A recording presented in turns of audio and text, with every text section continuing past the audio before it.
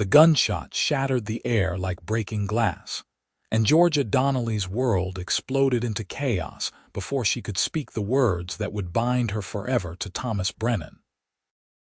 The little church in Old Tucson, Arizona, was packed wall to wall with guests on that scorching afternoon in July of 1883. The heat pressing down like a heavy blanket even through the adobe walls. Georgia stood at the altar in her mother's cream-colored silk dress, the lace veil pinned carefully into her dark auburn hair, her hands trembling slightly as she held a small bouquet of desert wildflowers. Thomas stood across from her, tall and blond and proper in his dark suit. His face composed in what she had learned was his habitual expression of mild satisfaction. The Reverend had just opened his Bible, had just drawn breath to begin the ceremony that would join their lives, when the doors burst open with such violence that the hinges screamed. 6 men poured into the church like a flash flood, bandanas covering the lower halves of their faces, guns drawn and gleaming in the dusty light that filtered through the windows. Georgia's breath caught in her throat as she took in the scene, her mind struggling to make sense of what was happening. Behind her, she heard gasps and screams from the congregation, the scrape of boots on the wooden floor as people scrambled backward. Nobody move. The lead bandit's voice was rough as gravel, his gun sweeping across the crowd. This is simple, folks. We want your valuables, your money, your jewelry. You cooperate, nobody gets hurt. Georgia felt Thomas's hand clamp down on her wrist, tight enough to hurt. When she glanced at him, his face had gone pale, his eyes wide with something that looked like panic. The bouquet slipped from her fingers and fell to the floor, petals scattering across the worn planks. The bandits moved through the church with practiced efficiency, 2 of them working the pews while the others kept their weapons trained on the crowd. Georgia could hear her mother sobbing somewhere behind her, could see her father half risen from his seat in the front row, his weathered face red with impotent rage. But what could anyone do? 6 armed men against a church full of unarmed wedding guests. One of the bandits approached the altar, his eyes cold and calculating above the bandana. "Well now, what do we have here? A wedding?" His laugh was harsh. "Looks like we picked a good day, boys. All dressed up means plenty of valuables." He reached for Georgia's hand, and she instinctively pulled back. The movement made Thomas release her wrist, and she saw him take a step backward, then another. The bandit grabbed for her left hand where her grandmother's ring gleamed on her finger, but Georgia jerked away again. "The ring, lady." "Now." "It was my grandmother's," Georgia heard herself say, her voice steadier than she felt. "Please. Don't care if it was the Queen of England's. Hand it over."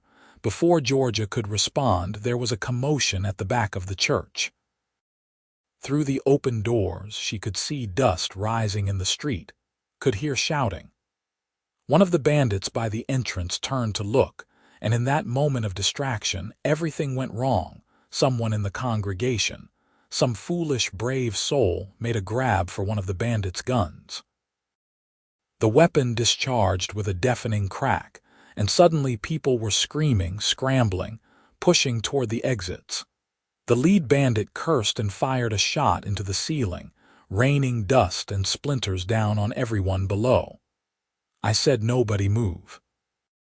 But the panic had been unleashed, and there was no stopping it now. Bodies pressed forward in a chaotic surge toward the doors, and Georgia found herself caught in the crush, separated from Thomas, her veil torn from her hair by someone's flailing hand. She struggled to keep her footing as people shoved past her, driven by pure animal terror. Another gunshot rang out, then another. Georgia couldn't tell who was shooting or why. All she knew was that she needed to get out, needed to find air and space and safety. She pushed toward the side door, the one that led to the small garden where she had planned to take wedding photographs. Her dress tangled around her legs, the delicate silk tearing as she stumbled over someone's foot. She burst through the door into the blinding Arizona sunlight, gasping for breath, and nearly collided with a man on horseback. Georgia looked up, squinting against the glare, and saw a cowboy she had never seen before in her life. He sat astride a paint horse, tall and lean in worn denim and leather, a wide-brimmed hat shading a face that was all sharp angles and weathered tan. His eyes, she noticed even in her panic, were a striking pale green, the color of sage in early morning light. Those eyes took in the situation in an instant, swept from her torn dress and wild expression to the chaos visible through the church windows. "You hurt?" His voice was low and steady, cutting through her panic. "No, I don't think so." More gunfire erupted from inside the church and Georgia flinched. The cowboy made a decision in a heartbeat. He leaned down from the saddle, his hand extended toward her. "Come on. We need to get you out of here." Georgia stared at his hand, her mind racing. She should go back inside. She should find Thomas, find her parents, make sure everyone was safe. But another volley of shots rang out, closer this time, and instinct overrode thought. She grabbed the cowboy's hand, felt his fingers close around hers with surprising gentleness, despite the calluses. And then he was lifting her as though she weighed nothing at all. Georgia found herself pulled up behind him on the horse, her ruined wedding dress bunching around her legs as she struggled to find purchase. "Hold on," the cowboy said, and then they were moving. The paint horse leaped forward as though it had been waiting for the signal, and Georgia threw her arms around the cowboy's waist because there was nothing else to hold on to. They thundered away from the church, away from the shouting and the gunfire, away from her wedding that had never happened. The wind tore at Georgia's hair, whipping the dark auburn strands across her face, and she pressed her cheek against the stranger's back, feeling the solid warmth of him through his shirt, smelling dust and leather and horse and something else, something like sage and summer rain. They rode hard for what felt like hours, but was probably only minutes. The town of Old Tucson falling away behind them until there was nothing but desert and rock, and the endless blue sky. Finally, the cowboy slowed the horse to a walk, then stopped altogether in the shade of a massive saguaro cactus. He dismounted in one fluid motion, then turned to help Georgia down. Her legs nearly gave out when her feet hit the ground, and the cowboy caught her elbow to steady her. Georgia stood there, breathing hard, her heart pounding so loudly she could hear it in her ears, and looked at the man who had just carried her away from her own wedding. He was younger than she had first thought, probably not more than 25 or 26, with sun-bleached brown hair that curled slightly at his collar, and a jaw that looked like it had been carved from granite. There was a kindness in his eyes, though, a gentleness that seemed at odds with the gun belt at his hip and the hard planes of his face. "You all right, miss?" He released her arm, stepping back to give her space. "I don't know." Georgia's voice came out shaky. "I don't know what just happened." There were bandits and guns, and everyone was screaming, and Thomas, she broke off, suddenly remembering. "Thomas, my fiancé, I left him there. The man you were about to marry. Yes, I have to go back. My parents are there too, everyone I know. You can't go back right now." The cowboy's voice was firm but not unkind. "Those bandits might still be there, and even if they are not, it is not safe. We need to wait until things settle down." Georgia wanted to argue, wanted to insist that she had to return immediately, but the words would not come. She was suddenly, overwhelmingly aware of everything that had just happened. She had been standing at the altar, about to pledge her life to Thomas Brennan, and now she was in the middle of the desert with a complete stranger, her wedding dress torn and filthy, her hair a tangled mess, and she had no idea if anyone she loved was hurt or alive or dead. Her knees buckled, and this time the cowboy caught her before she fell. He guided her to sit on a flat rock in the shade, his hands steady on her shoulders. "Easy now. Take some deep breaths. You are in shock." Georgia did as he said, drawing air into her lungs in shaky gulps. The cowboy produced a canteen from his saddle bag and offered it to her. She drank gratefully, the water cool and sweet despite the metallic taste of the container. "Thank you," she managed after a moment. "I do not even know your name." "Garrett." He touched the brim of his hat in a gesture that might have been a bow under different circumstances. "Garrett Jackson. I was just riding through town when I heard the commotion." "Georgia Donnelly," she laughed, and it came out slightly hysterical. "Or almost Georgia Brennan, I suppose. Except the vows were never said, so I guess I am still just Georgia Donnelly." Garrett crouched down beside her, his green eyes serious. "Miss Donnelly, I need to ask you something. When you were in that church, did you see where the bandits went after the shooting started? Did any of them come out the side door?" Georgia tried to remember, but everything was a blur of noise and fear and chaos. "I do not know. I just ran. I was not thinking. I was just trying to get away." "That is all right. That is normal." Garrett stood and moved to where he could see back toward town, his hand resting on his gun. "I am going to take you somewhere safe, then I am going to go back and see what happened. Make sure folks are all right." "Where?" Georgia looked around at the empty desert stretching in all directions. "There is nothing out here. There is a ranch about 3 miles west of here, the Carmichael place. Good people. They will take you in until I can sort this out." Georgia wanted to protest, wanted to insist that she go with him back to town, but she could see the sense in his words. She would only be a liability if there was still danger, and she had no weapon, no way to defend herself. And honestly, she was not sure her legs would carry her much further anyway. "All right," she said quietly. "Thank you, Mr. Jackson. Just Garrett." He helped her to her feet, then back up onto the horse. This time, when Georgia wrapped her arms around his waist, she was more aware of it, more conscious of the intimacy of the position despite the circumstances. She could feel the steady rise and fall of his breathing, could feel the strength in his back and shoulders.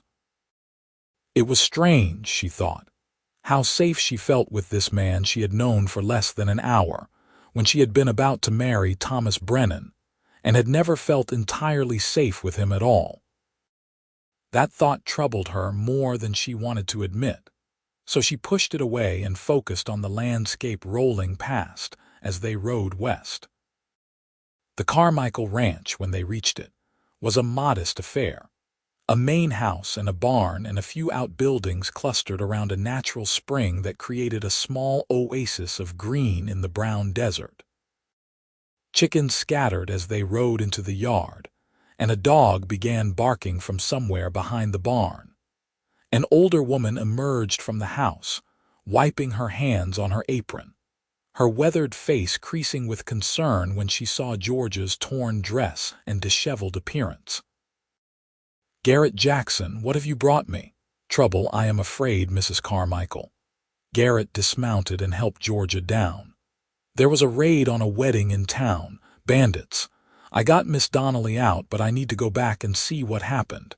Can she stay here while I do?" Mrs. Carmichael was already moving forward, her capable hands reaching for Georgia. "Of course she can. You poor thing, come inside. Garrett, you be careful going back there. Those bandits could still be around." "I will." Garrett turned to Georgia and their eyes met. "I will come back for you, Miss Donnelly, I promise. And I will find out about your family and your fiancé. Thank you." Georgia felt tears prickling at her eyes but refused to let them fall. "Please be careful." He nodded, touched his hat brim again in that gesture she was already beginning to recognize, and swung back up onto his horse. Georgia watched him ride away, a strange ache in her chest that she could not quite name, and then Mrs. Carmichael was ushering her into the cool dimness of the house. The older woman settled Georgia at the kitchen table and pressed a cup of hot coffee into her hands despite the heat of the day. "Now then, you just sit and catch your breath. Then you can tell me what happened if you want to talk about it." Georgia wrapped her hands around the cup, grateful for something solid to hold on to. Slowly, haltingly, she told Mrs. Carmichael everything. About how she had been at the altar with Thomas, about the bandits bursting in, about the chaos and the gunfire and Garrett appearing like something out of a story to carry her away. "That sounds like Garrett," Mrs. Carmichael said when Georgia had finished. "He has always been one to help folks in trouble. Good man, that one, steady. How do you know him?" "He works various ranches around here, picks up jobs where he can. Does some work for my husband now and then.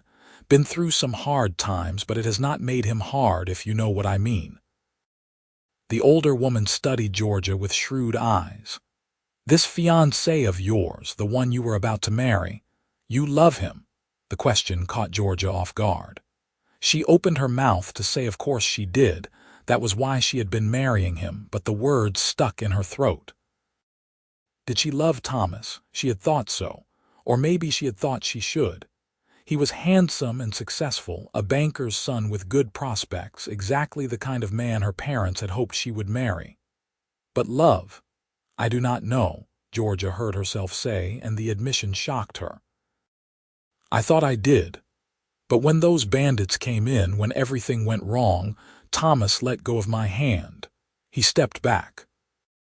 And I know that probably sounds petty, that he was probably just scared like everyone else. But you needed him to stand with you and he did not," Mrs. Carmichael finished gently. "That is not petty, child. That is your instincts telling you something important." Georgia felt tears spilling over now, hot tracks down her dusty cheeks. "I was about to marry a man I am not sure I love. What does that say about me? It says you are human. It says you are young and trying to do what everyone expects of you. There is no shame in that, though there might be wisdom in paying attention to what your heart is telling you now." Mrs. Carmichael patted Georgia's hand. "But first things first. Let us get you cleaned up and into something more comfortable than that torn wedding dress. Then we will see what news Garrett brings when he returns." The wait was agony. Mrs. Carmichael found Georgia a simple calico dress and helped her wash the dust and grime from her face and arms. She even managed to get most of the tangles out of Georgia's long auburn hair, braiding it into a practical plait down her back. But every minute that passed felt like an hour, and Georgia found herself going to the window again and again, staring out toward the east, toward town, hoping to see a rider approaching. It was nearly sunset when Garrett finally appeared, his paint horse walking slowly up the road, and Georgia had the door open before he even reached the house. She ran out into the yard, Mrs. Carmichael following more sedately, and searched Garrett's face for news. "Your parents are fine," he said immediately, and Georgia felt something unlock in her chest. "Everyone is fine, actually. A few minor injuries, some bruises and such, but no one was seriously hurt. Thank God." Georgia pressed her hand to her mouth, overwhelmed with relief. "And Thomas?" Something flickered across Garrett's face, there and gone so quickly she almost missed it. "He is fine, too. The bandits got away with quite a bit of valuables, but the sheriff has a posse out looking for them now. I should go back." Georgia looked down at herself, at the borrowed dress. "My parents must be frantic. I told them you were safe. Your father wanted to come out here himself, but I convinced him to wait until morning. It is going to be dark soon, and the roads are not safe with those bandits still out there." Garrett dismounted, and Georgia could see the weariness in the lines of his face. "If it is all right with Mrs. Carmichael, I thought you might stay here tonight, and I will take you back to town at first light." "Of course it is all right." Mrs. Carmichael had already moved to take the reins of Garrett's horse. "You both must be exhausted. Garrett, put your horse up and then come inside. I have got dinner ready." The meal was simple but good, beef stew and fresh bread, and Georgia discovered she was ravenous despite everything that had happened. Or maybe because of everything that had happened. Shock took energy, she supposed. Garrett ate too, but quietly, and Georgia caught him watching her several times with an expression she could not quite read. After dinner, Mrs. Carmichael showed Georgia to a small guest room with a narrow bed and a window that looked out over the desert. "You try to get some rest, dear. Tomorrow will be another long day." Georgia doubted she would be able to sleep, but she was more tired than she realized. She lay down on the bed, still wearing the borrowed dress, and closed her eyes just for a moment. When she opened them again, pale dawn light was filtering through the window, and she could hear voices outside. She rose and went to the window, looking out to see Garrett in the yard, saddling his horse. Mrs. Carmichael was with him, and though Georgia could not hear what they were saying, she could see the older woman's hand on Garrett's arm, could see her speaking earnestly while Garrett listened with that serious expression Georgia was beginning to recognize. She washed her face in the basin on the dresser, tried to make herself presentable with the limited resources available, and went downstairs. Mrs. Carmichael had breakfast waiting, corn cakes and eggs and strong coffee, and she fussed over Georgia like a mother hen while Georgia ate. "You ready to go back?" Garrett asked when Georgia had finished. He stood in the doorway, hat in hand, his green eyes searching her face. "I think so." Georgia stood, then turned to Mrs. Carmichael. "Thank you for everything. You have been so kind. You are welcome any time, child." The older woman pulled Georgia into a brief hug. "You remember what I said. Listen to your heart." The ride back to Old Tucson was quiet. Georgia sat behind Garrett on the paint horse, her arms around his waist again, and watched the desert landscape slide past. The sun was climbing higher now, the heat beginning to build, and she could see the town taking shape in the distance. Adobe buildings and wooden structures clustered around the main street. As they got closer, Georgia felt her stomach tightening with anxiety. What would she say to Thomas? To her parents? How could she explain what had happened, the confusion she felt, the doubts that had been growing in her mind since the moment the bandits burst into the church? Garrett seemed to sense her tension. "You all right? I do not know what I am going to say to everyone." The truth is usually a good place to start. The truth. Georgia laughed without humor. "I'm not even sure what the truth is anymore." They rode into town to find it buzzing with activity. People stopped and stared as they passed, pointing and whispering, and Georgia felt her face flush with embarrassment and shame. She knew what they were thinking, what they were saying. She had ridden off alone with a strange man, had spent the night away from home. Never mind that she had been fleeing danger, that Garrett had saved her life. The gossip would be vicious. Garrett stopped in front of the church, where Georgia's father was standing in conversation with the sheriff, a grizzled older man with a badge pinned to his vest. When Robert Donnelly saw his daughter, his face went through a rapid series of expressions: relief, joy, anger, confusion. "Georgia," he strode forward as Garrett helped her down from the horse. "Thank God you are all right. We have been worried sick." "I am fine, Papa." Georgia found herself enveloped in her father's embrace, his arms tight around her. "Mr. Jackson kept me safe." Robert pulled back to look at Garrett, his expression unreadable. "I owe you a debt, sir. Thank you for protecting my daughter." "No debt owed, sir. I did what anyone would do." Garrett touched his hat brim. "I should go. I am sure you folks have a lot to talk about." He started to turn away, and Georgia found herself reaching out, her hand catching his arm. "Wait, I want to thank you properly, for everything." Their eyes met, and something passed between them, something Georgia could not name but could feel all the way down to her bones.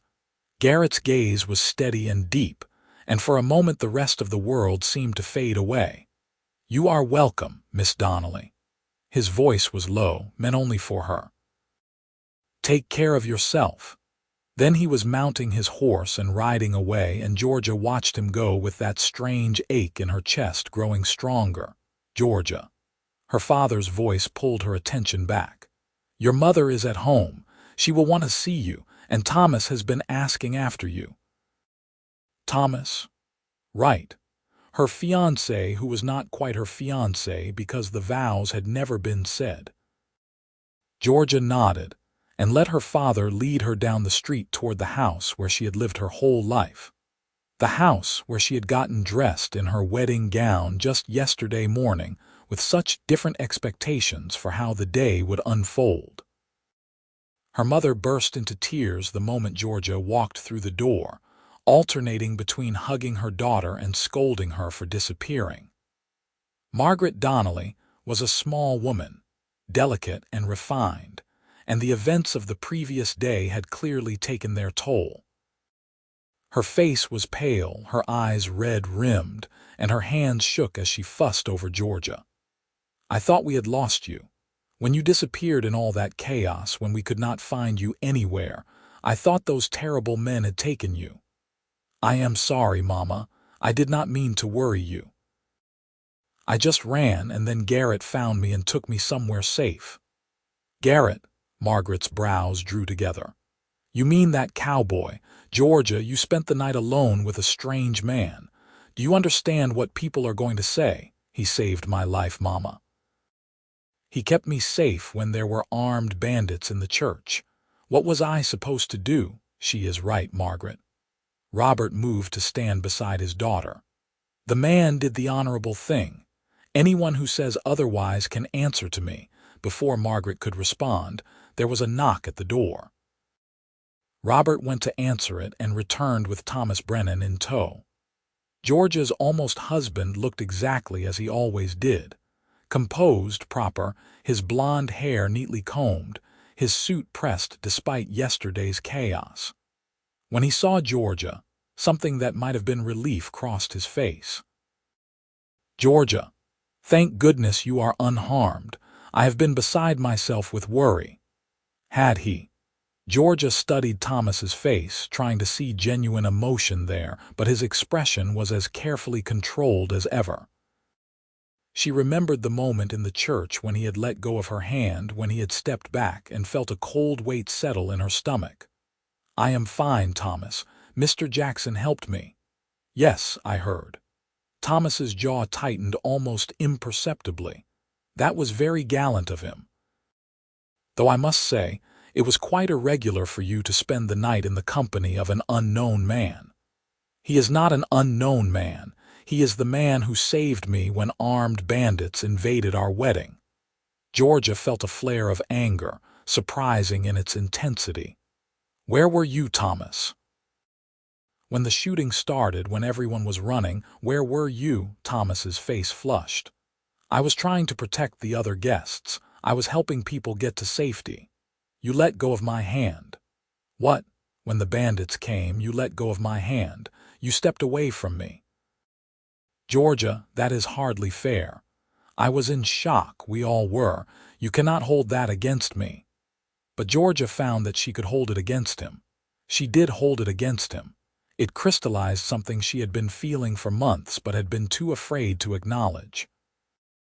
Thomas Brennan was not the man she wanted to spend her life with.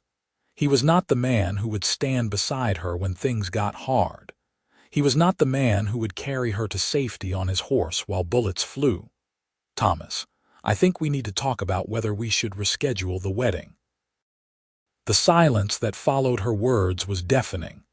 Margaret gasped, Robert's eyes widened, and Thomas's carefully composed expression finally cracked, showing real emotion underneath. "Anger. Reschedule. Georgia, what are you saying? We had a deal. Our families have an arrangement." "An arrangement?" Georgia felt something break loose inside her, a knot of tension she had been carrying for so long she had forgotten it was there. That is what this is to you. An arrangement. You know what I mean. Our marriage would be advantageous for both families. My father's bank, your father's land holdings. It makes sense. Maybe it makes sense on paper, Thomas. But what about love? What about partnership? What about wanting to be with someone because you cannot imagine being with anyone else? Thomas's face was red now, his composure completely shattered. This is about that cowboy, is not it? You spend one night away and suddenly you have romantic notions about some drifter who probably does not have two coins to rub together. That is enough. Robert's voice was sharp. Thomas, I think you should leave. We will discuss this another time when everyone has had a chance to calm down. Thomas looked like he wanted to argue, but something in Robert's expression must have warned him that would be a mistake. He gave a stiff nod, shot Georgia a look that was equal parts hurt and anger, and strode out of the house, slamming the door behind him. Margaret sank into a chair, her face in her hands. Georgia, what are you doing? Thomas is a good match. His family has money and standing. You could have a comfortable life. But would I have a happy life, Mama? Georgia knelt beside her mother's chair. Would I have a life with someone who truly loves me, who I truly love in return? Is comfort enough? Margaret looked at her daughter with eyes full of tears and something else, something that looked like understanding tinged with regret.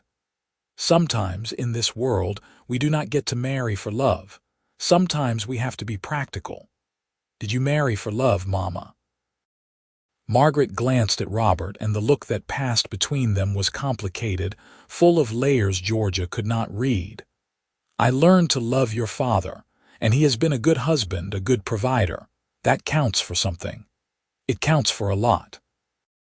Robert moved to put his hand on his wife's shoulder. But Georgia has a point, Margaret. We cannot force her to marry someone she does not love, especially not after everything that has happened. If she has doubts, we should listen to them. Georgia felt a rush of gratitude for her father. Thank you, Papa. That does not mean this is going to be easy. Robert's face was serious. Thomas's father is going to be angry, and there will be talk, a lot of talk. You are going to have to be strong, Georgia. I know. And she did know. She knew that breaking off her engagement to Thomas, assuming that was what she decided to do, would cause a scandal. She knew that people would gossip about her riding off with Garrett, about spending the night away from home. She knew that her reputation might never recover. But somehow, for the first time in her life, she found that she did not care as much about what other people thought as she cared about what she felt. Over the next few days, Old Tucson buzzed with gossip about the wedding that had never happened.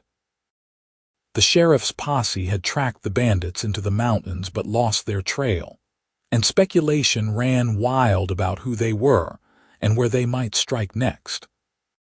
But most of the talk centered on Georgia Donnelly and her dramatic rescue by a mysterious cowboy, and the fact that her wedding to Thomas Brennan seemed to be called off, though neither family was making official statements. Georgia bore it all with as much grace as she could manage. She stayed mostly at home, venturing out only when necessary, and tried to sort through her tangled feelings. She thought about Thomas, about their courtship and engagement, and realized with growing clarity that she had never really been in love with him. She had been in love with the idea of him, with the security and stability he represented, with the approval of her parents and the town. But the man himself? No, she did not love Thomas Brennan, but did she have feelings for Garrett Jackson, a man she had known for barely a day? That seemed absurd, the stuff of dime novels rather than real life. Yet she could not stop thinking about him, about the steadiness in his green eyes, the gentleness of his hands despite the gun at his hip, the way he had appeared exactly when she needed him and asked for nothing in return. about how safe she had felt with her arms around his waist as they rode through the desert. She wondered where he was now, what he was doing. Was he thinking about her at all, or had he already moved on to his next job, his next town, his next adventure? The not knowing was its own special torment. A week after the failed wedding, Georgia was helping her mother in the garden when a rider appeared in the street outside their house. Her heart leaped before her mind caught up, hoping it might be Garrett, but it was just a local ranch hand with a message for her father. The disappointment was sharp and surprising. "You are looking for that cowboy," Margaret said quietly, not looking up from the tomato plants she was tending. Georgia felt her face flush. "I do not know what you mean. Georgia, I am your mother. I see the way you go to the window whenever you hear hoofbeats. I see the way your face falls when it is not him." Margaret straightened, brushing dirt from her hands. "You have feelings for him. There did not seem to be any point in denying it." "I barely know him, Mama. It does not make any sense." "The heart does not always make sense."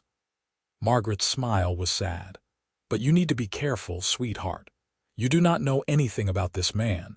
He could be anyone, could have any kind of past. And a cowboy's life is not an easy one. It is hard and uncertain, always moving from place to place." "I know." Georgia pulled up a weed with more force than necessary. "But is an easy life worth having if you are living it with the wrong person?" Margaret did not have an answer for that. That afternoon, Georgia decided she needed to get out of the house before she went mad from restlessness and confused feelings. She told her mother she was going to the general store and set off down the dusty Main Street, grateful for the shade of her bonnet against the relentless Arizona sun. The store was busy, full of women doing their shopping and gossiping, and Georgia felt the weight of their stares as she entered. Conversations paused, then resumed in whispers. She kept her head high and went about her business, selecting the thread her mother had requested and some beans for dinner. She was waiting to pay when she heard a familiar voice behind her. "Miss Donnelly." Georgia turned to find Garrett standing there, his hat in his hands, looking somehow both out of place and completely natural in the crowded store. Her heart did an odd little flip in her chest. "Mr. Jackson." She was proud of how steady her voice came out. "I did not expect to see you again. I've been working out at the Triple K Ranch, helping with their cattle drive. But I came into town today and thought I might check on you, make sure you were all right after everything that happened." His green eyes searched her face. "Are you all right?" "I am well, thank you." Georgia was acutely aware of every person in the store watching them, listening to every word. "And thank you again for what you did. You saved me. I am glad I was there." Garrett seemed to realize they had an audience. "Miss Donnelly, would you walk with me, just for a bit? I promise to be perfectly proper and have you back to your home within the hour." Georgia knew she should say no. She knew that being seen walking alone with Garrett would only fuel the gossip, would give people more ammunition to use against her reputation. But she found herself nodding anyway. "I would like that." They left the store together, and Georgia could practically feel the buzz of renewed gossip in their wake. But once they were outside, walking down toward the edge of town where there were fewer people, it was easier to breathe. "I heard you called off your wedding," Garrett said after a moment. "I hope that was not because of me, because of the gossip." It was not. Georgia watched a lizard dart across the path in front of them, or at least not in the way you might think. "You helped me see something I should have seen a long time ago, that I was about to marry someone I did not love." They walked in silence for a bit, leaving the town behind, heading out into the open desert where the saguaros stood like sentinels and the mountains rose purple in the distance. Finally Garrett said, "What will you do now? I do not know." It felt good to admit it. "I have spent my whole life doing what was expected of me, being who everyone wanted me to be. Now I have a chance to figure out who I actually am, what I actually want. It is terrifying and exciting all at once. Garrett stopped walking and turned to face her. Georgia, he paused, then seemed to make a decision. I have been thinking about you. Ever since I rode away from your father's house last week, I have not been able to stop thinking about you. And I know that is crazy. We barely know each other. But when I saw you coming out of that church, when I pulled you up onto my horse, something just clicked into place. Like finding something I did not even know I was looking for. George's breath caught. I have been thinking about you too. Constantly. My mother thinks I am going mad. Are you? His voice was soft, hopeful. Going mad, I mean. If I am, then at least I am not alone in it. Georgia took a step closer to him. Garrett, I do not know what this is or where it could go, but I would like to find out if you are willing. I am willing. Garrett reached out and took her hand, his calloused fingers gentle against hers. But I need to be honest with you about some things, about who I am. All right. He led her to a flat rock in the shade and they sat together, still holding hands. Garrett stared out at the desert for a long moment, as though gathering his thoughts, before he began to speak.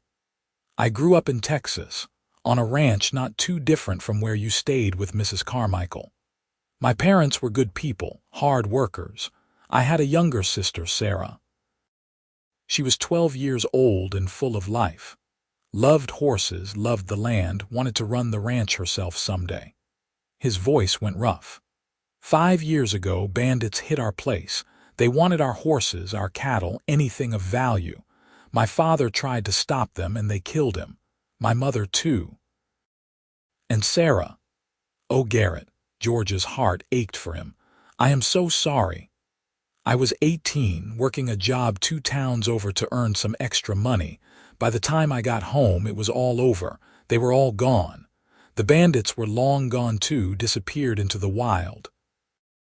Garrett's jaw was tight, his eyes distant with memory. I sold the ranch because I could not stand to be there anymore.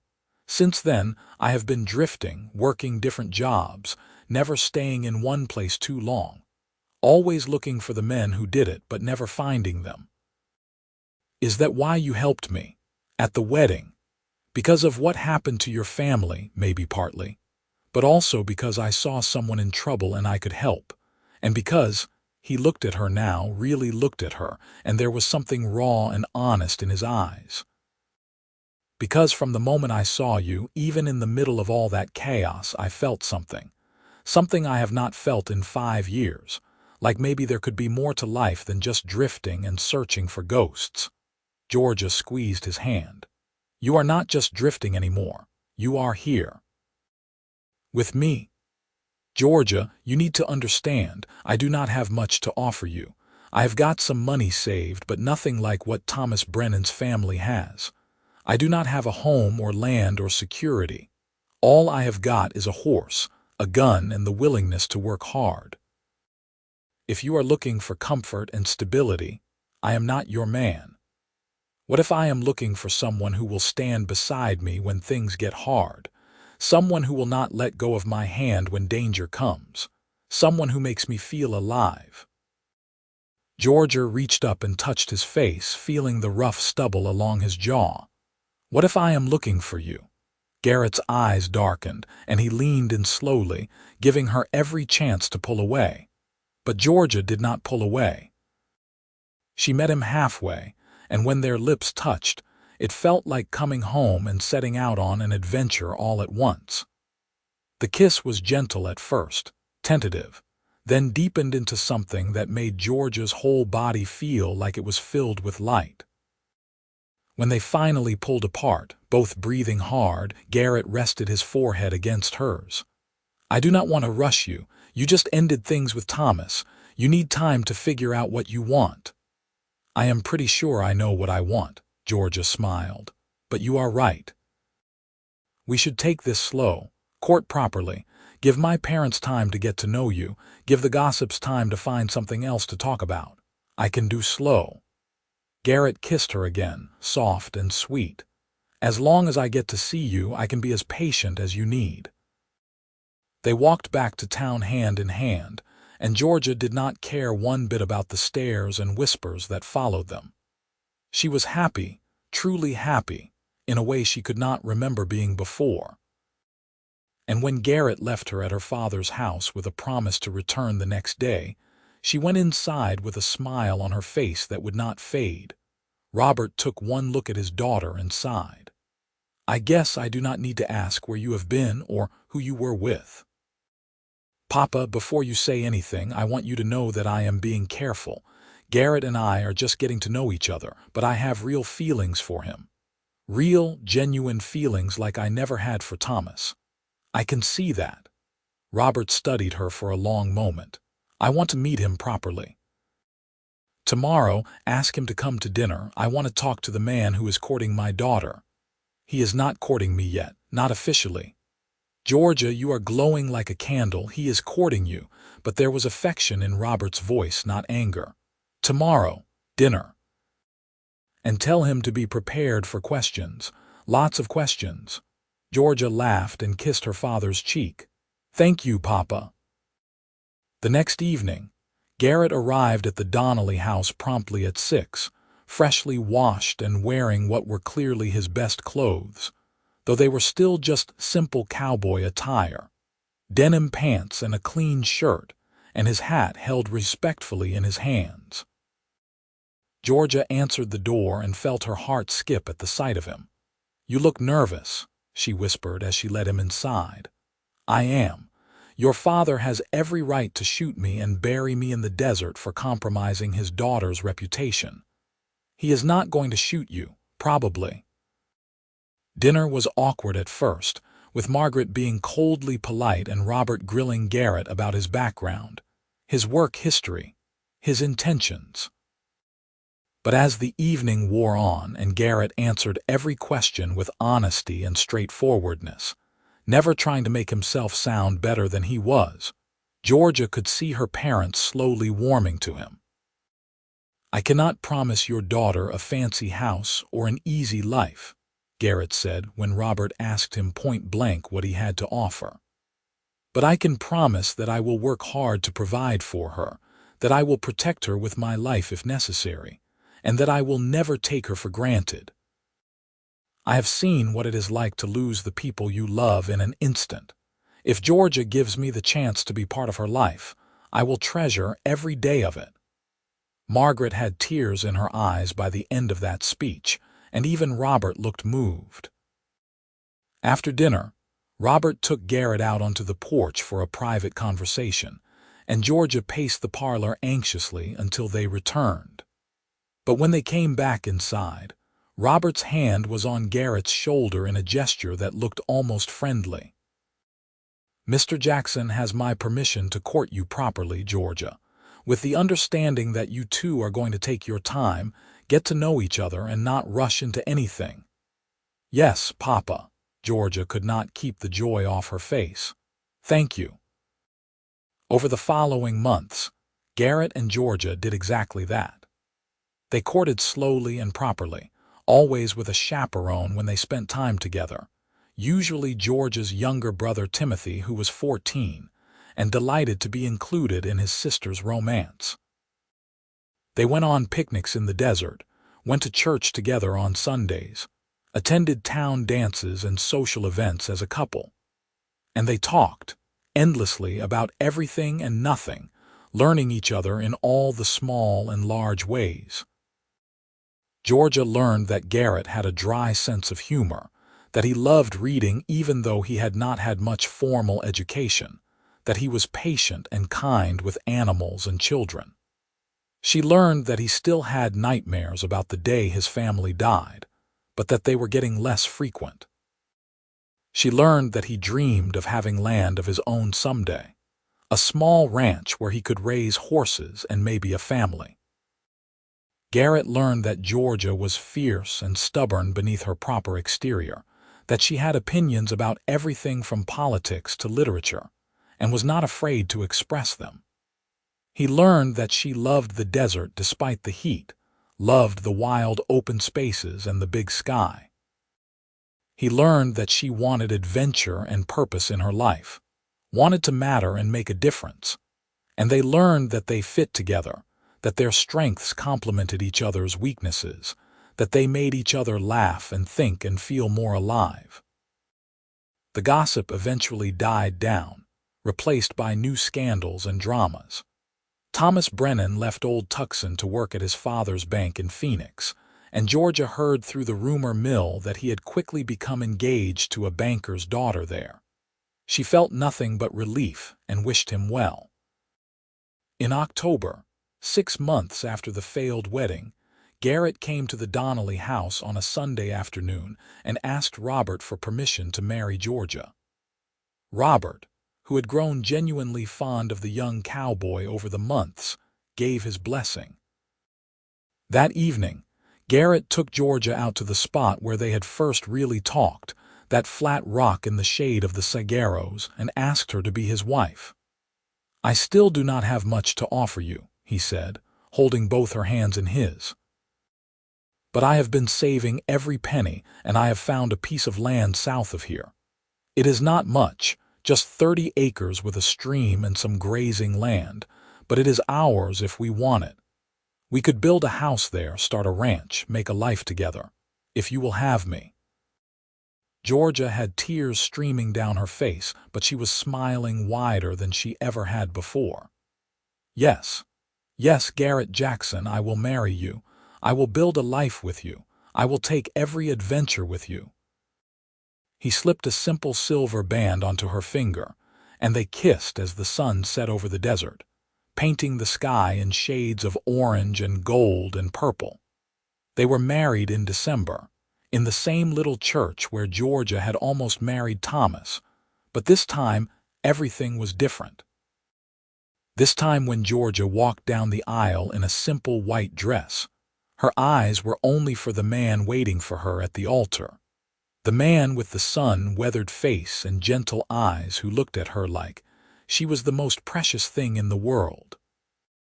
This time when the bandits did not come and the vows were said without interruption, Georgia meant every word with her whole heart. "I, Georgia, take you, Garrett, to be my husband. To have and to hold from this day forward for better, for worse, for richer, for poorer, in sickness and in health, to love and to cherish, until death do us part." And when Garrett said his vows, his voice was strong and sure and full of love that made Georgia's heart feel like it might burst.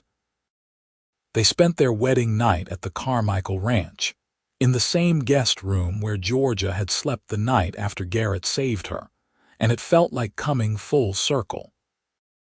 Mrs. Carmichael hugged them both and cried happy tears, and declared that she had known from the moment she saw them together that they were meant for each other. In the morning, Garrett and Georgia rode out to their land, to the 30 acres that would become their home. They stood together on a small rise that overlooked the stream, with the mountains blue in the distance and the endless sky overhead, and planned where they would build their house. "Right here," Georgia decided, turning in a slow circle, "so we can see the sunrise over the mountains and watch the stars come out at night." "Right here," Garrett agreed and pulled her close, kissing her temple. "This is where we start our life together. It was hard work building a ranch from nothing." They started with a small cabin, just 2 rooms and a loft, and built it themselves with help from Robert and neighbors and friends. Garrett worked dawn to dusk clearing land, digging irrigation ditches, building fences and corrals. Georgia worked just as hard, planting a garden, establishing a chicken coop, learning to cook over a wood stove and manage a household in the middle of the desert. There were days when Georgia was so tired she could barely move, when her hands were blistered and her back ached, and she wondered what she had been thinking, giving up the comfortable life she could have had for this dusty, difficult existence. But then Garrett would come in at sunset, dirty and exhausted, and his face would light up when he saw her, and he would pull her into his arms and hold her like she was the most important thing in his world. And Georgia would remember exactly why she had made this choice. They bought their first horses in the spring, 3 mares and a stallion, the foundation of what they hoped would become a breeding program. Garrett had a gift for working with horses, a natural talent that had been evident from childhood, and Georgia loved watching him gentle a skittish animal or train a young foal. He was patient and firm and kind, and the horses responded to him like he spoke their language. One evening in early summer, Georgia and Garrett were sitting on the porch of their little cabin, watching the sunset paint the sky in impossible colors. Georgia had been feeling strange for a few days, queasy in the mornings, exhausted by midday, and she had finally allowed herself to consider what those symptoms might mean. "Garrett," she said, her hand finding his, "I think I am with child." He went very still, then turned to look at her with eyes full of wonder and something like fear. "Are you sure?" "Not entirely, but fairly sure. All the signs are there, Georgia." He pulled her into his lap, holding her close, his face buried in her hair. "A baby. We are going to have a baby." "Are you happy?" She could feel him trembling slightly. "Happy, Georgia. I am terrified and thrilled and happy beyond words all at once." He pulled back to look at her, his hands cupping her face. "I am going to be a father. We are going to be parents." They went to see the doctor in Old Tucson the following week, and he confirmed what Georgia had suspected. She was indeed pregnant, about 2 months along, and if everything went well, they would have a baby in late winter. Margaret cried and hugged them both, and Robert shook Garrett's hand with pride shining in his eyes. The pregnancy was not easy. The summer heat was brutal, and Georgia struggled with nausea and exhaustion. But Garrett was incredibly attentive, taking over as many of her chores as he could manage in addition to his own work, making sure she rested and ate and stayed out of the worst of the sun. He talked to her growing belly, telling their child stories about horses and the desert and how much they were already loved. In February of 1885, on a cold night when the stars seemed close enough to touch, Georgia went into labor. The doctor came from town, and Margaret stayed by her daughter's side, and Garrett paced the cabin floor like a caged animal, terrified and helpless. It was a long labor, hard and painful, and there were moments when Georgia was certain she could not do this, could not endure one more contraction. But then she would hear Garrett's voice through the door, telling her she was strong, she was brave, she could do anything, and she found the strength to keep going. Just before dawn, their son was born. He came into the world red-faced and squalling, healthy and strong, with a shock of dark hair in his mother's nose. When the doctor placed him in Georgia's arms, she felt something inside her shift and settle, a love so fierce and complete that it was almost painful. "He is perfect," she whispered, tears streaming down her face. Garrett was allowed in then, and he approached the bed almost reverently, his eyes fixed on the tiny bundle in Georgia's arms. When he looked at his son for the first time, his face crumpled and he started to cry, silent tears running down his weathered cheeks. "Georgia, he is beautiful. You are beautiful. I love you so much." They named him Samuel after Garrett's father, and he became the center of their universe. Garrett was a natural father, patient and playful, singing old cowboy songs to lull Samuel to sleep and carrying him around the ranch in a sling Georgia had made. Georgia had never seen her husband happier, never seen him more at peace. As Samuel grew from infant to toddler, the ranch grew too. They added more horses, started building a real barn, expanded the cabin into a proper house with 3 bedrooms and a real kitchen. They hired a ranch hand named Miguel who became like family, teaching Samuel Spanish songs and helping Garrett with the endless work. The ranch started to make a real profit, enough that they could save money, could plan for the future. When Samuel was 2, Georgia discovered she was pregnant again. This pregnancy was easier than the first, maybe because she knew what to expect, or maybe just because she was stronger now, toughened by 2 years of ranch life. Their daughter was born on a spring morning when the desert was carpeted with wildflowers, arriving quickly and easily compared to her brother's difficult birth. She had auburn hair like her mother and green eyes like her father, and they named her Rose. Life settled into a rhythm of work and family, challenges and joys. There were hard times, droughts that threatened their water supply and winters that were colder than expected. There were wonderful times, watching Samuel learn to ride, seeing Rose take her first steps, gathering around the table for meals that Georgia cooked from their garden and Garrett's hunts. The years passed like water flowing through their stream, each one bringing changes and growth.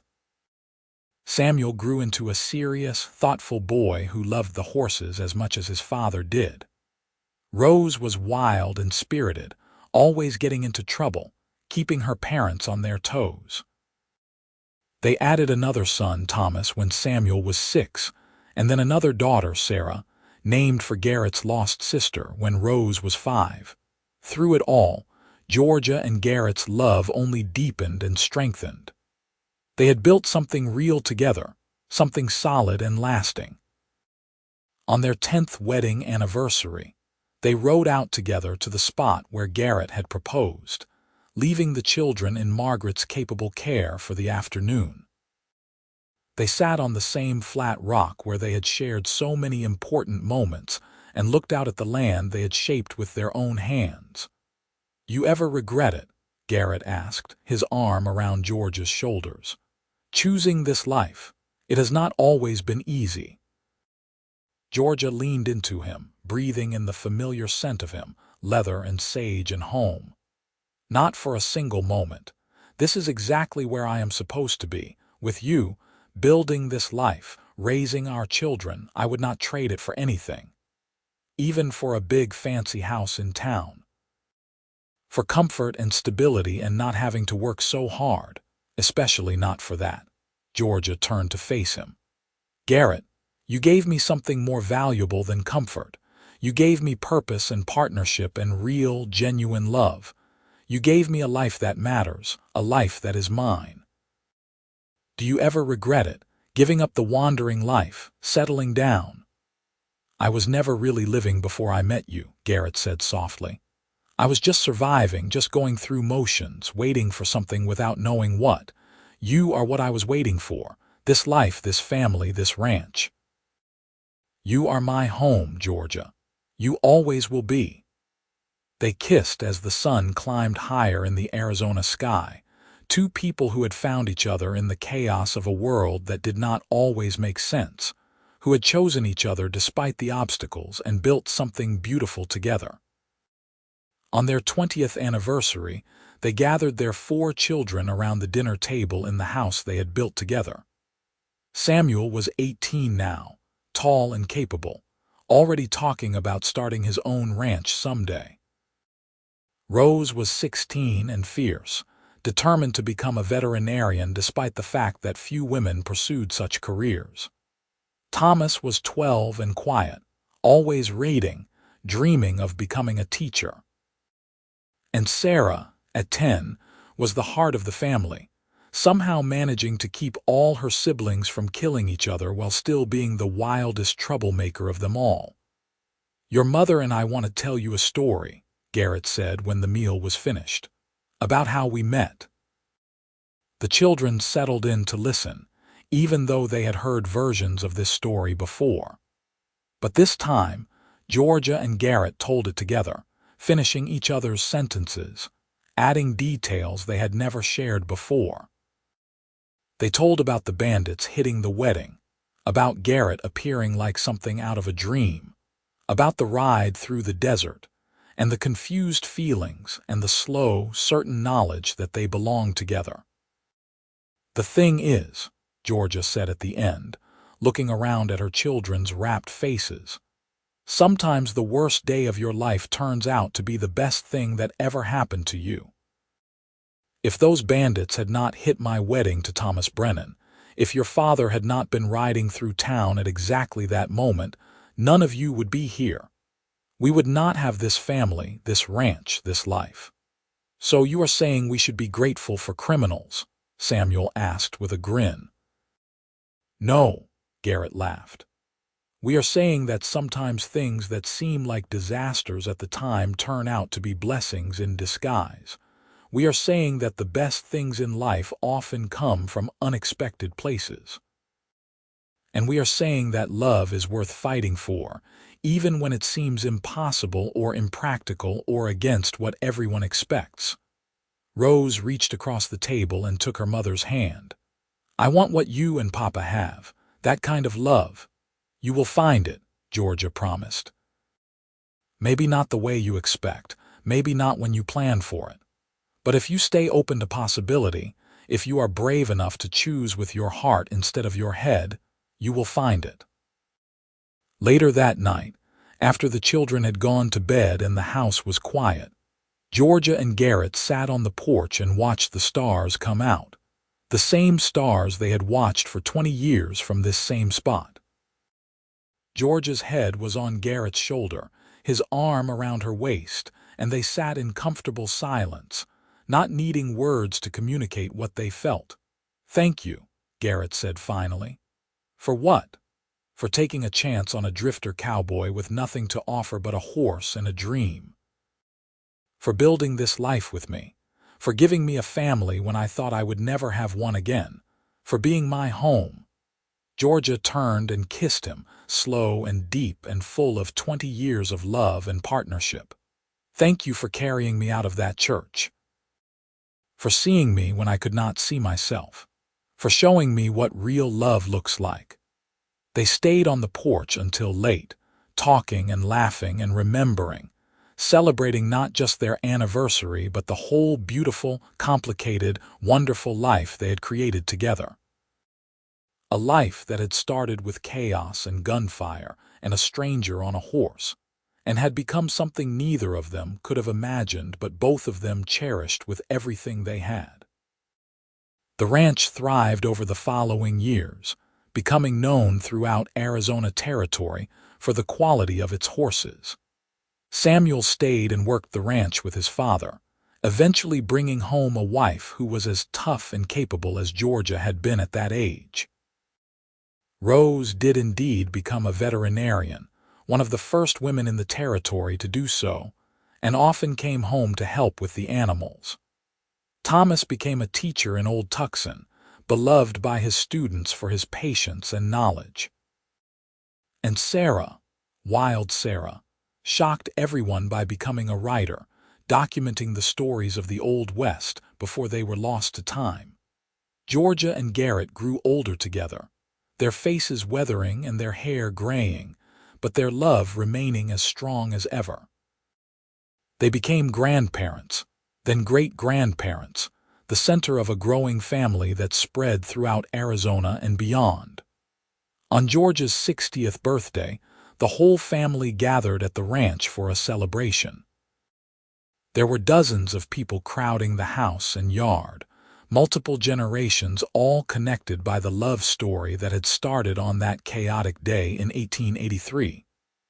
Georgia stood on the porch, looking out at all of them, feeling overwhelmed with gratitude and joy.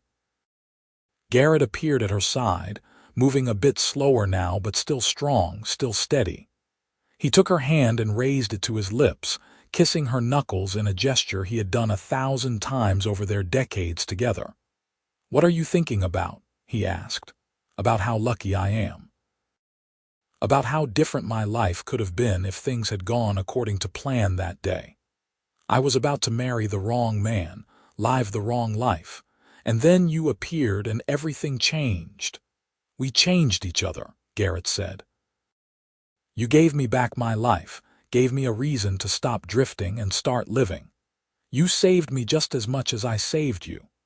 Georgia leaned her head on his shoulder, watching their grandchildren chase each other across the yard, watching their children laugh and talk with friends and neighbors. Do you think those bandits ever knew what they started when they hit my wedding? I doubt it. They were just looking for easy money. They had no idea they were about to bring two people together who were meant for each other. Garrett chuckled. I wonder what happened to them. I heard the sheriff finally caught most of that gang a few years after the robbery. They were tried and sentenced. But honestly, I have trouble feeling much anger toward them anymore. Without them, without that terrible, chaotic, frightening day, I would not have this life. I would not have you. Funny how that works, is not it? How the worst moments can lead to the best things. They stood together in the golden afternoon light, surrounded by the family they had built and the life they had created, two people who had found each other against all odds and held on through every challenge.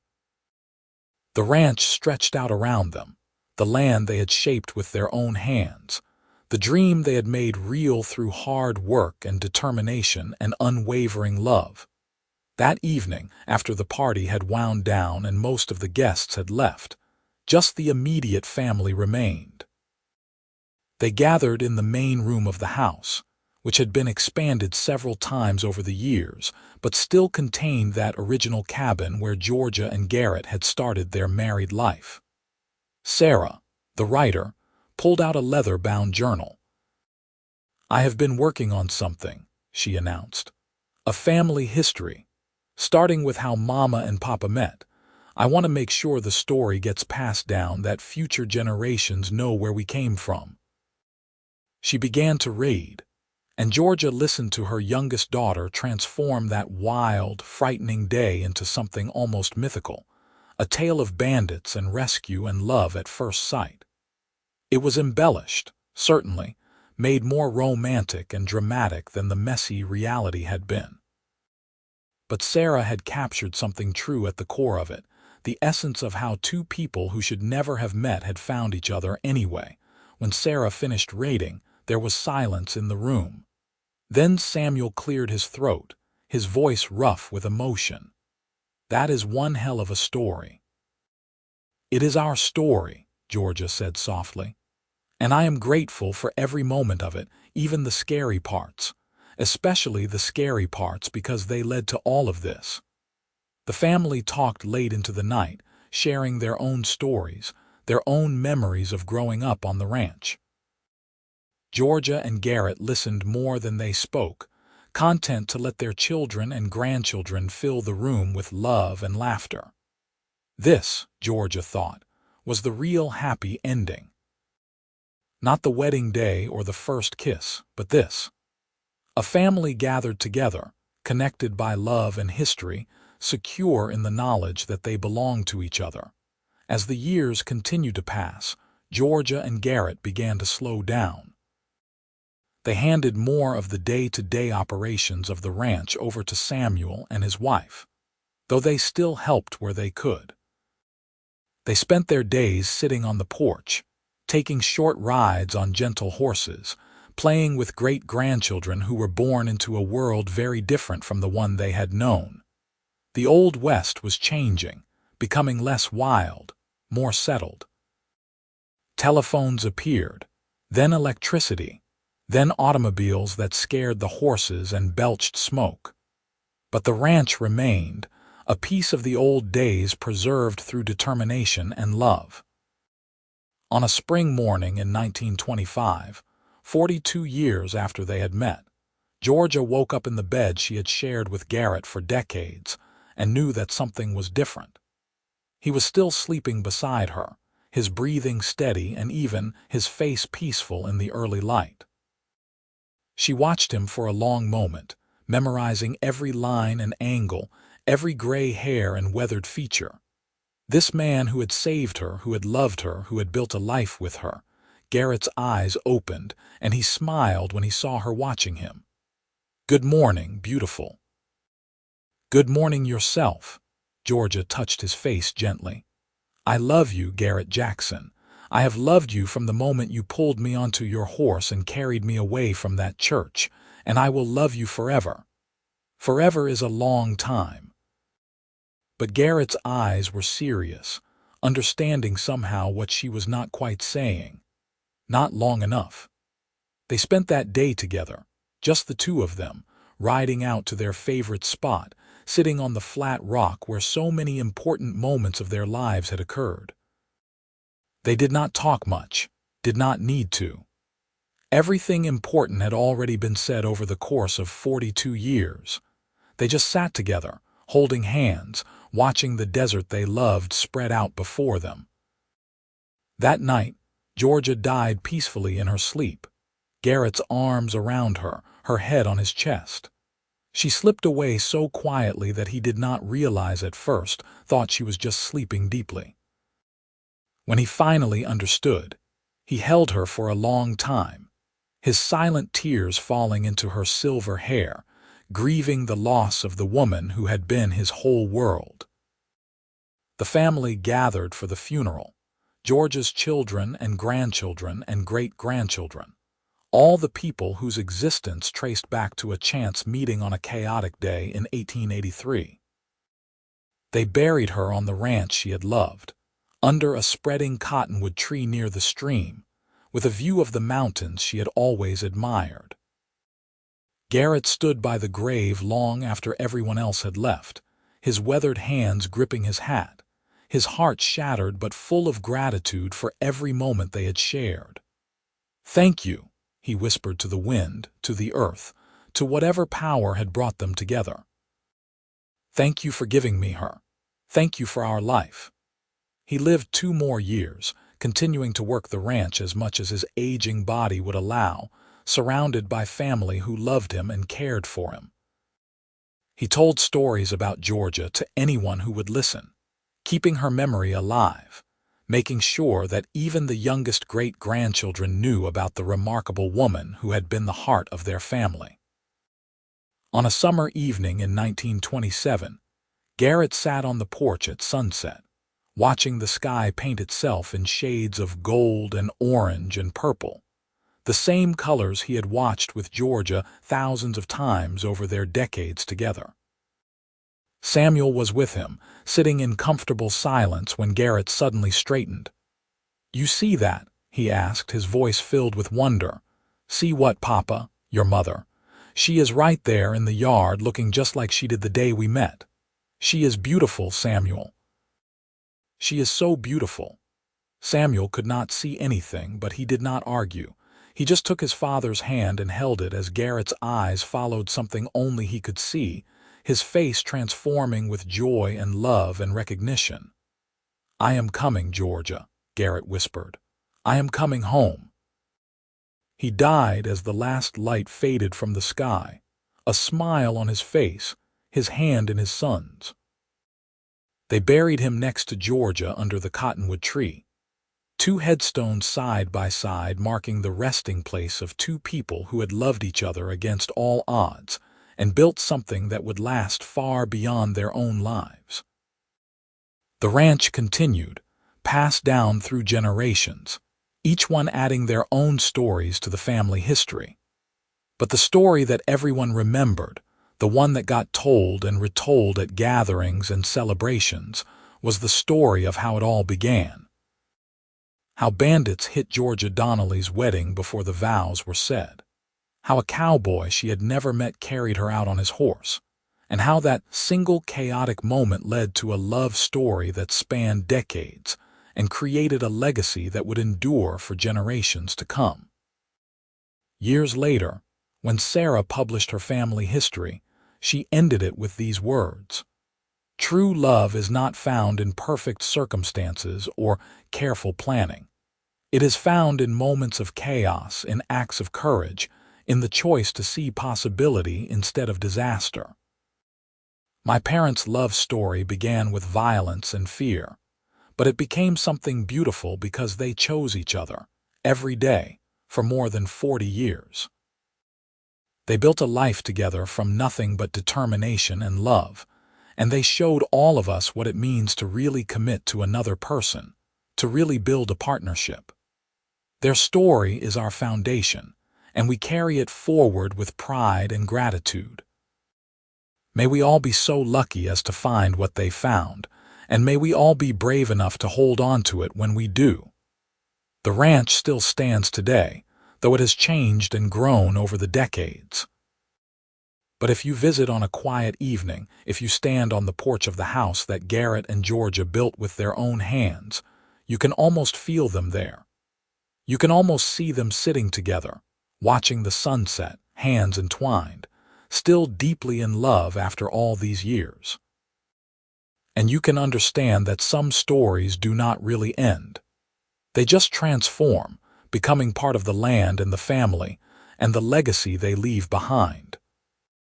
This is the story of how bandits hit Georgia Donnelly's wedding before the vows were said, how a cowboy named Garrett Jackson carried her out, and how that single moment changed everything. It is a story of courage and love, of building something real in a hard land, of choosing heart over practicality and finding happiness in unexpected places.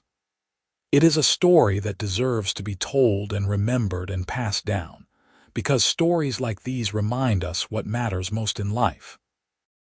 Not wealth or status or following the expected path, but love and family and the courage to follow your heart wherever it leads. And so the legacy continues, generation after generation, all of them descended from two people who met in chaos, fell in love against the odds, and built something that would outlast them both. All of them carrying forward the lesson that Georgia and Garrett learned in that little church in Old Tucson, Arizona, in 1883. That sometimes the worst moments lead to the best things, that love is worth fighting for, and that the courage to choose with your heart instead of your head can change not just your life, but the lives of everyone who comes after you.